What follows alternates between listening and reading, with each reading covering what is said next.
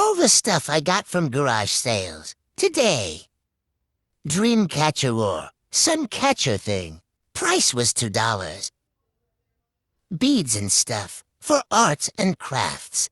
Price was $4. Diary of a Wimpy Kid. I think the price was $2. Fairy figurine. Spin. Price was $5. Hannah Montana watch. Price was $2. Mini spoons. You know the price. Basket.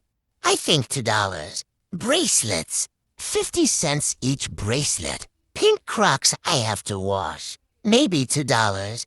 Hoodie. $1. Not from garage sale. Just wanted to show them.